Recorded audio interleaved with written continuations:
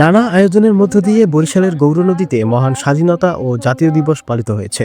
সূর্যোদয়ের সাথে সাথে ৩১ বার তোপধ্বনির মাধ্যমে দিবসের সূচনা করা হয়।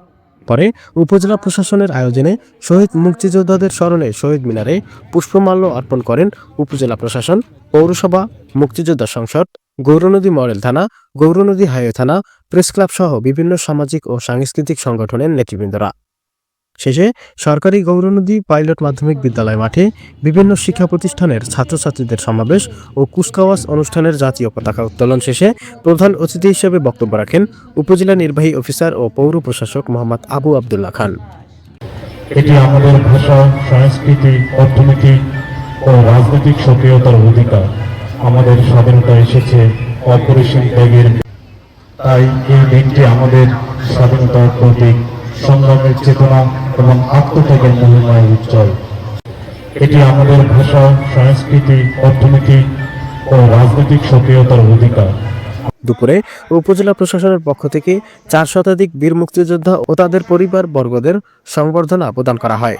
উপজেলা অডিটোরিয়ামে উপজেলা নির্বাহী অফিসার ও পৌর প্রশাসক মোহাম্মদ আবু আবদুল্লাহ খানের সভাপতিত্বে সংবর্ধনা সভায় বক্তব্য রাখেন উপজেলা সহকারী কমিশনার ভূমি মোহাম্মদ রাজীব হোসেন, বীর Vikram M A Haque, model থানার ওসি মোহাম্মদ ইউনুস মিয়া, সমাজসেবা কর্মকর্তা সাধন বল, উপজেলা বিএনপির আহ্বায়ক সৈয়দ সরওয়ার আলম বিপ্লব, সদস্য সচিব শরীফ জহির সাজ্জাদ হান্নান, পৌর বিএনপির ভারপ্রাপ্ত আহ্বায়ক শফিকুর রহমান স্বপন, সিনিয়র সাংবাদিক জহুরুল ইসলাম জহির সহ অন্যান্যরা।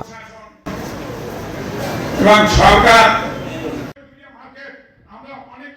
দিতে পারি অনেকেই দরখাস্ত করছে নেওয়ার জন্য, সকলে আমরা বসার জন্য জায়গাটা মানে মুক্তিযোদ্ধা সংসদ, কিন্তু মুক্তিযোদ্ধা সরকার দান করছে, কিন্তু আমাদের ওইটা রক্ষা করার জন্য আমাদের যে শান্তিতে থাকে, সুস্থে থাকে এবং যারা দুনিয়াটা চলে গেছে তাদের জন্য সবাই আপনাকে নামেন না একমাত্র আমরা একটা লোকের দায়িত্ব দেবেন। যেমন আমাদের ওই